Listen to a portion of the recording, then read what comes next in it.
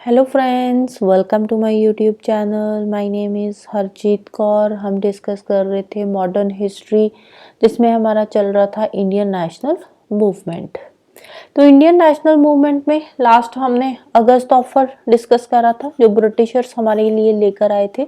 अगस्त offer कब आया था? ये अगस्त ऑफर ये आया था 1940 के अंदर, सो दैट कि जो इंडियंस है वो जो वर्ल्ड वॉर चल रही है उसमें ब्रिटिशर्स को सपोर्ट करें।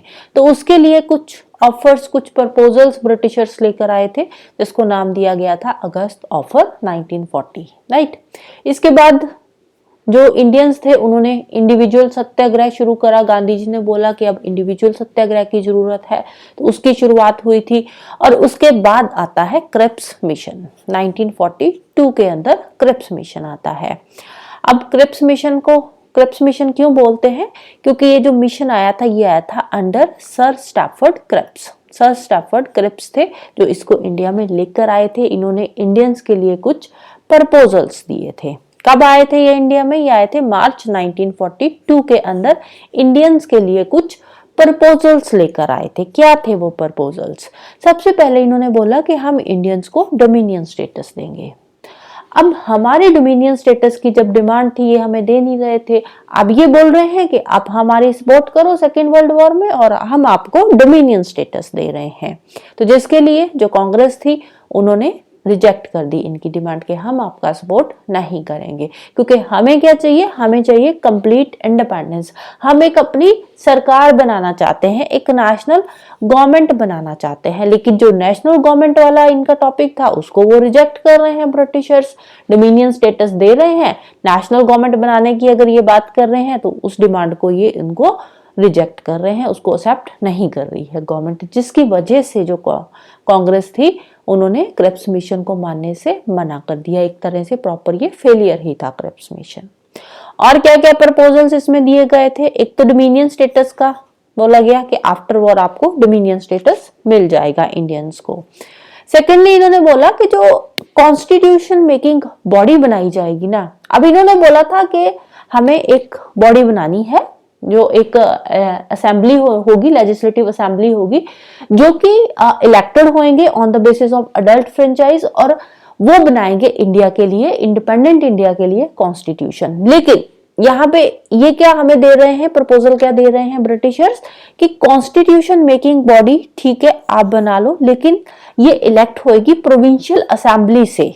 और जो प्रिंसली स्टेट्स है, यहाँ पे अभी भी प्रिंसेस का रूल है, तो उनमें से जो रूलर्स है वो नॉमिनेट किए जाएंगे। तो वो सब मिलकर एक कॉन्स्टिट्यूशन मेकिंग बॉडी जो है उनके थ्रू बनाई जाएगी। प्रोविंशियल असेंबली से इलेक्शन होगी, वहां से इलेक्टेड मेंबर्स होंगे, और जो प्रिंसली स्टेट्स है वहां से रूलर्स को नॉमिनेट किया जाएगा। तो उसके बेसिस पे एक कॉन्स्टिट्यूशन मेकिंग बॉडी जो है वो बनाई जाएगी। इसके अलावा जो इंडिविजुअल प्रिंसेस है, इंडिविजुअल प्रिंसेस वो ब्रिटिशर्स के साथ अलग से भी एग्रीमेंट साइन कर सकते हैं। और यहाँ पे इन्होंने क्या बोला? इन्होंने बोला कि वॉर टाइम पे, जब तक सेकेंड वर्ल्ड वॉर चल रही है, 1939 में शुरू हुई थी तो 42 का टाइम चल रहा है, अभी वर्ल्ड वॉर चल रही है, 44 तक चली थी। तो यहाँ पे इन्होंने बोला कि जब तक सेकेंड वर्ल्ड वॉर चल रही है तब तक जो डिफेंस का कंट्रोल है वो पूरा का पूरा ब्रिटिशर्स के पास रहेगा, ब्रिटिशर्स के अंडर ही रहेगा। तो यहाँ पे इन्होंने कुछ और कंडीशंस रखी थी कॉन्स्टिट्यूशन को इम्प्लीमेंट करने के लिए, एक्सेप्ट करने के लिए। क्या कंडीशंस थी? कि कोई भी प्रोविंस अगर वो अलग से अपना कॉन्स्टिट्यूशन बनाना चाहता है, जो कॉन्स्टिट्यूशन बाकी जो कांग्रेस है वो बना रही है उसको एक्सेप्ट नहीं कर रहा, अलग से अपना सेपरेट कॉन्स्टिट्यूशन बनाना चाहता है, सेपरेट यूनियन बनाना चाहता है, सेपरेट स्टेट बनाना चाहता है, तो वो अलग से अपना सेपरेट हो सकता है। अब यहाँ पे इन्होंने अलग से ही, अब कांग्रेस क्या चाहती है कि पूरा का पूरा इंडिया यूनाइटेड हो और उनको इंडिपेंडेंस चाहिए, यूनाइटेड इंडिया को इंडिपेंडेंस चाहिए। लेकिन यहाँ पे ये वही बात बोल रहे हैं कि अगर कोई अलग होना चाहता है तो वो सेपरेट यूनियन बना सकता है, अपना सेपरेट कॉन्स्टिट्यूशन बना सकता है। तो अब यहाँ पे जो नई कॉन्स्टिट्यूशन मेकिंग बॉडी की बात हुई है, तो वहां पे भी इन्होंने बोला कि उनके साथ निगोशिएशंस होंगी, एग्रीमेंट्स दोनों के बीच में साइन होंगे, ब्रिटिशर्स के बीच में और जो कॉन्स्टिट्यूशन मेकिंग बॉडी होगी, तो उन दोनों के बीच में प्रॉपर एग्रीमेंट्स साइन होंगे। जो भी निगोशिएशंस है, जो इनकी डिमांड्स है ब्रिटिशर्स की, वो उनको माननी पड़ेगी, थोड़ी बहुत ये मानेंगे, और उसके बाद जो पावर्स है वो ट्रांसफर करी जाएगी। तो प्रॉपर एक निगोशिएशंस होएगा, एक ट्रीटी साइन होएगी, उसके बाद पावर्स ट्रांसफर होगी।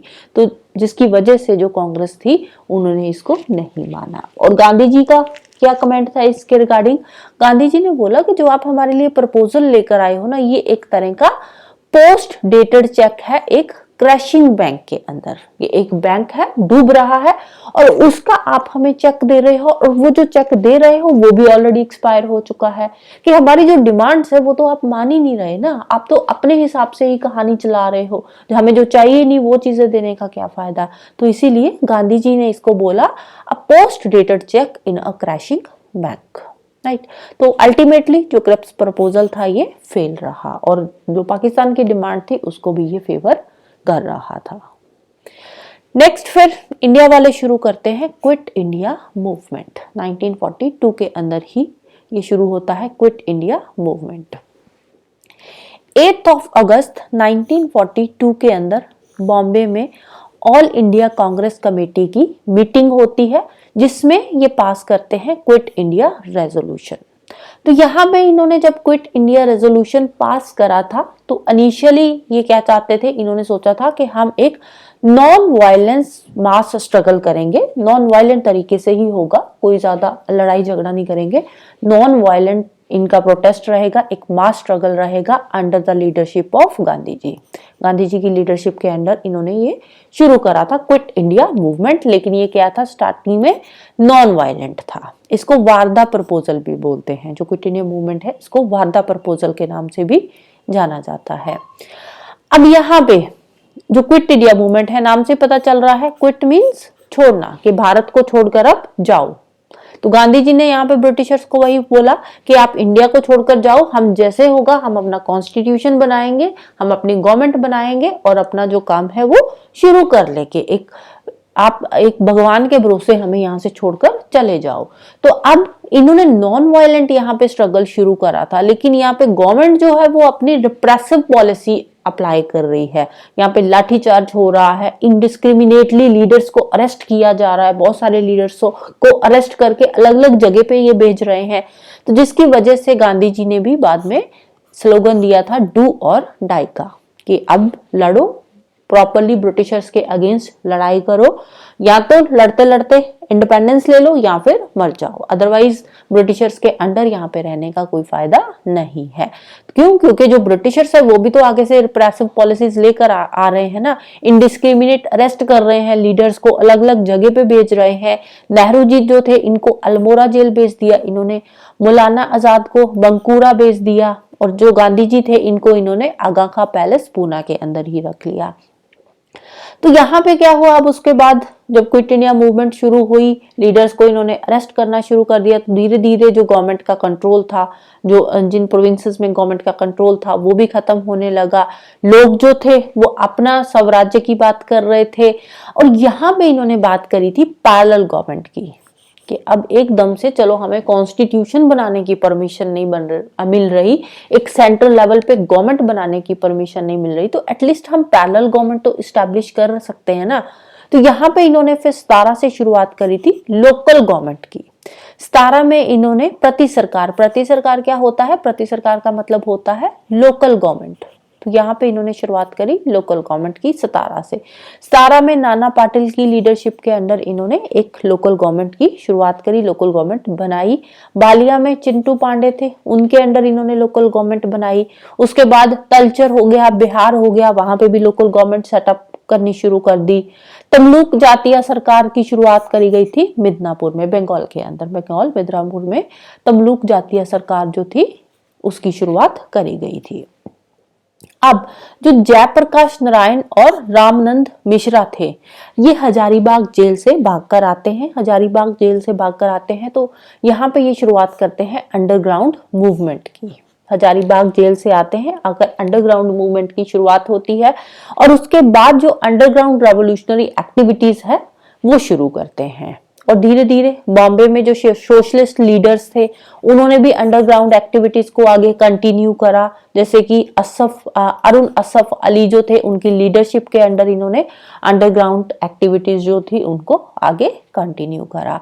कांग्रेस रेडियो की शुरुआत करी गई सो दैट कि लोगों तक मैसेज पहुंचाया जा सके, लोगों को पता चले कि हो क्या रहा है हमारे फ्रीडम स्ट्रगल में। तो उसके लिए कांग्रेस रेडियो की शुरुआत करी गई, जिसमें अनाउंसर थी उषा मेहता और बिहार से राम मनोहर लोहिया। राइट, अब इसमें कौन कौन से लोग थे जिन्होंने पार्टिसिपेट करा था क्विट इंडिया मूवमेंट के अंदर? तो क्विट इंडिया मूवमेंट में स्कूल स्टूडेंट्स जो थे, कॉलेज स्टूडेंट्स थे, इवन के जो वुमेन थी उन्होंने भी इसमें पार्टिसिपेट करा था। जो वर्कर्स थे वो भी स्ट्राइक पे चले गए, उन्होंने एक्टिवली पार्टिसिपेट करा। अब सबसे बड़ी बात इस मूवमेंट की ये है कि यहाँ पे कोई भी कम्युनल क्लैशेस नहीं हुए, रिलीजन को लेकर कोई भी लड़ाई झगड़े यहाँ पे नहीं हुए थे, कोई कम्युनल क्लैशेस नहीं हुए थे। लेकिन वहीं पे कुछ ग्रुप्स ऐसे भी थे जिन्होंने इसको ज्वाइन नहीं करा था क्विट इंडिया मूवमेंट को। कौन कौन से थे? एक तो जो मर्चेंट कम्युनिटी थी उन्होंने ज्वाइन करने से मना कर दिया, पार्टिसिपेट नहीं करा। कैपिटलिस्ट क्लास जो थी, बिजनेसमैन वगैरह जो थे, उन्होंने क्विट इंडिया मूवमेंट को पार्टिसिपेट नहीं करा, इसको ज्वाइन नहीं करा।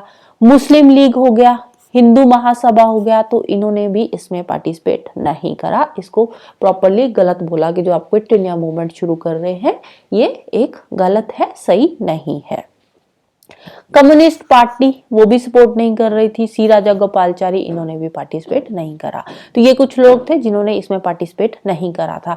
बाकी school students, college students, women हो गए, वर्कर्स हो गए, उन सब ने इसमें एक्टिवली पार्टिसिपेट करा था। Right, so that's all for today. Hope you like this video. Thank you, bye bye and have a nice day.